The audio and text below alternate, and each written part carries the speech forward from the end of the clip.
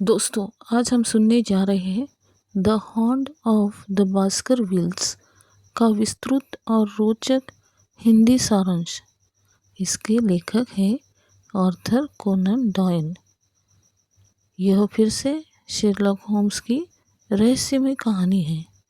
यह कहानी हमें रहस्य, डर, अंधविश्वास और तेज दिमाग की जीत बयां करती है। तो इतना रोमांचक है कि श्रोता को लगता है जैसे वह खुद इंग्लैंड के सुनसान मैदानों में खड़ा है। अब रहस्यमय शुरुआत होती है। कहानी की शुरुआत बेकर स्ट्रीट से होती है। एक डॉक्टर जेम्स मार्टिनर शेरलॉक होम्स से मिलने आते हैं। वे एक पुरानी पांडुलिपि दिखाते हैं जिसमें बेकरविल परिवार पर लगे एक भयानक श्राप का वर्णन है। कहानी के अनुसार कई साल पहले ह्यूगो बेस्करविल नाम का एक क्रूर व्यक्ति था। उसने एक निर्दोष युवती का अपहरण किया था और जब वह लड़की भागी तो यह भी उसके पीछे भागा। और मैदान में जब वह भाग रहा था तभी एक विशाल डरावना आग जैसी आंखों वाला कुत्ता प्रकट हुआ और उसने ह्यूगो को मार डाला। तब से कहा जाता है कि वह शापित कुत्ता बास्करविल परिवार के हर सदस्य के पीछे पड़ा रहता है।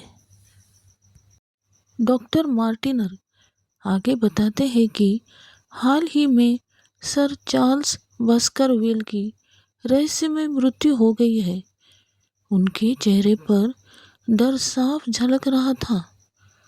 पास ही विशाल कुत्ते के पद चिन्ह पाए गए और डॉक्टर को लगता है कि यह वही कुत्ता है जिसने ह्यूगो बास्करविल को मारा था। अब परिवार का उत्तराधिकारी सर हेनरी बास्करविल जो अमेरिका से इंग्लैंड आया है। डॉक्टर मार्टिनर डरते हैं कि कहीं यह शाप सर हेनरी को भी न निगल जाए। शेरलॉक होम्स इस केस का स्वीकार तो करते हैं, लेकिन आश्चर्य की बात यह है कि वे खुद तुरंत मैदान में नहीं आते। वे डॉक्टर वॉटसन को सर हेनरी के साथ भेज देते हैं। होम्स गुप्त रूप से लंदन में रहकर सुराग इकट्ठा करते हैं। वॉटसन और सर हेनरी बास्करविल एक पुरानी सुनसान हवेली के पास पहुंचते हैं जिसके चारों ओर फैला है ग्रिम्पेन मूर। ग्रिम्पेन मूर यह एक जगह का नाम है जो कि धुंध से ढका हुआ है और दलदली और रहस्यमय मैदान है।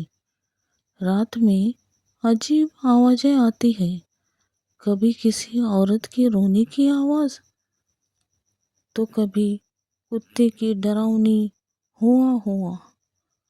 वॉटसन पत्र लिखकर होम्स को सब बताते रहते हैं।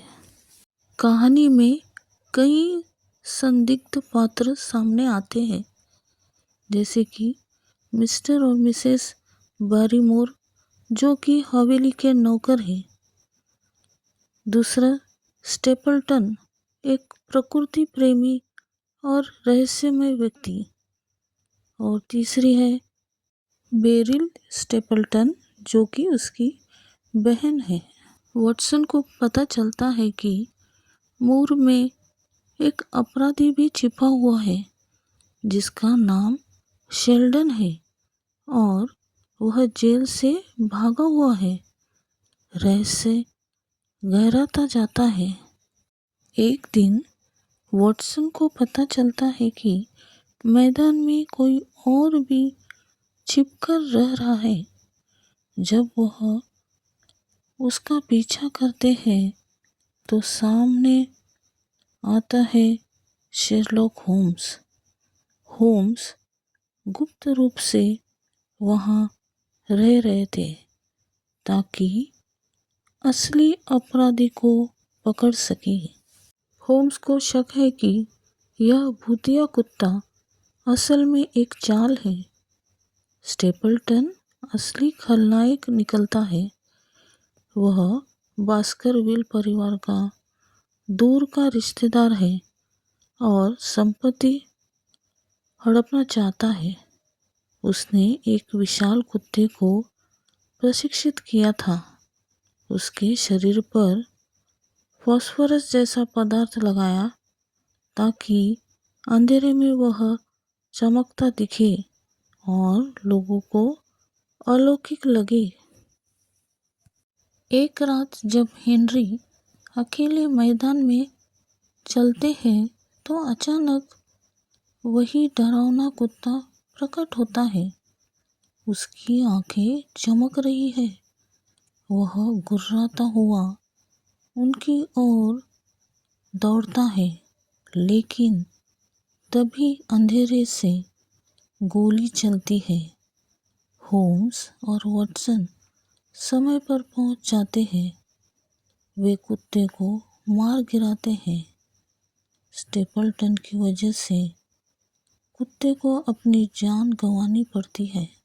स्टेपल्टन भागने की कोशिश करता है पर दलदल में फंसकर गायब हो जाता है और सर हेनरी सुरक्षित रहते हैं। और सच्चाई सामने आती है। कोई श्राप नहीं, सिर्फ लालच और चालाकी थी, जो कि अब पूरी तरह से खत्म हो चुकी थी। तो दोस्तों, इस कहानी से हमें ये संदेश मिलता है कि अंधविश्वास हमेशा हार ही जाता है और हमेशा सत्य की जीत होती है। साहस और सूझबूझ से हर समस्या का हल मिलता है और डर के कारण लोग फ़ायदा उठा सकते हैं, तो डर को अपनी ज़िंदगी से निकाल देना चाहिए। तो दोस्तों, आज के लिए इतना काफ़ी है। तो चलिए दोस्तों, जल्दी से सब्सक्राइब कीजिए, लाइक और शेयर भी करना नहीं भूलना। और अब मिलते हैं हम नेक्स्ट स्टोरी के साथ, नेक्स्ट कहानी के साथ। तब तक के लिए अलविदा।